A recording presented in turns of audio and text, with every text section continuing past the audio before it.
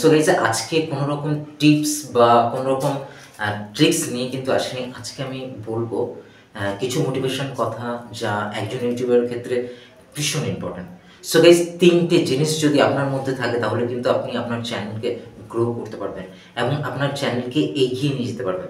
So guys এই ৩ টে জিনিস কি সেই বিষয় নিয়ে কিন্তু আজকের ভিডিওতে আমি কথা বলবো।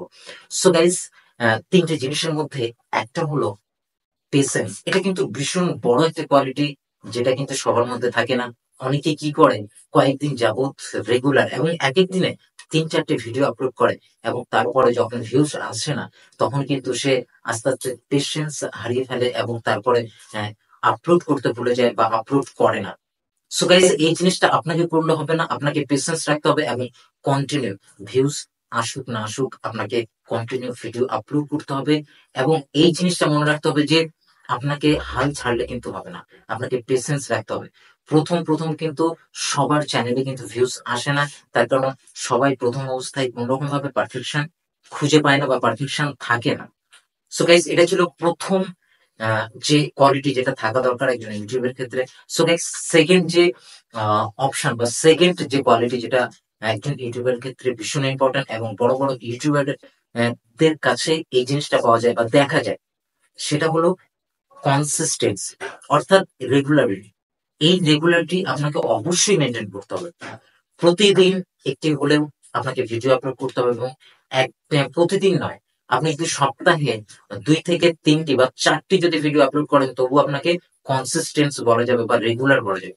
সো গাইস এই জিনিসটা আপনাকে মাথায় রাখতে হবে যে কোনো একটি চ্যানেল গ্রো করার ক্ষেত্রে কিন্তু কনসিস্টেন্সি ভীষণ ইম্পর্টেন্ট।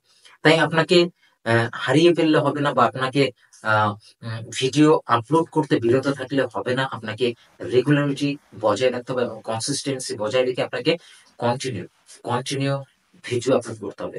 এবং লাস্ট যে অপশনটা যেটা ভীষণ ইম্পর্টেন্ট একটি কোয়ালিটি যেটা প্রত্যেকটি ইউটিউবারের ক্ষেত্রে আমরা দেখেছি বা আমি নিজে এটাকে ফলো করেছি এবং ফলো করার চেষ্টা করেছি। সো গাইস সেটা হলো বাংলাতে যেটাকে বলে জেদ এবং ইংলিশে যেটাকে বলে পারসিস্টেন্স। এই জিনিসটা কিন্তু আপনাকে আপনার মধ্যে অবশ্যই থাকা দরকার।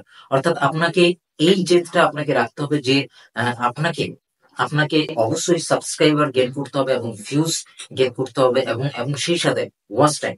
সো গাইস প্রথম প্রথম কিন্তু আপনার না আসবে কোনো ভিউজ বা না আসবে কোনো সাবস্ক্রাইবার বা না কোনো ওয়াচ টাইম গেইন হবে। সো গাইস এই জিনিসটা আপনাকে মাথায় রাখতে হবে যে আপনাকে জেদ করে সাবস্ক্রাইবার থেকে শুরু করে ওয়াচ টাইম এবং এবং ভিউজ আপনাকে বাড়িয়ে নিতে হবে। এবং অনেকে অনেক রকম কথা বলবে, আপনাকে অনেক নেগেটিভ কথা বলবো অনেকে, যে আপনার সেই কোয়ালিটি নেই বা আপনি ঠিক মতো ভিডিও ক্রিয়েট করতে পারেন না।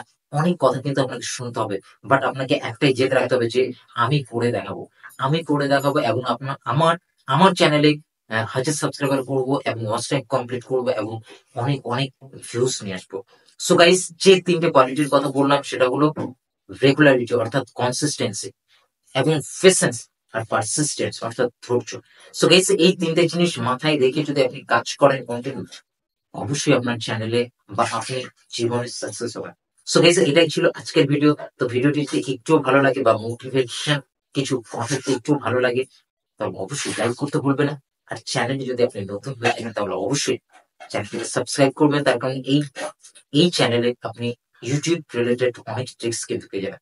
Thank you so much. দেখা হবে নেক্সট ভিডিওতে।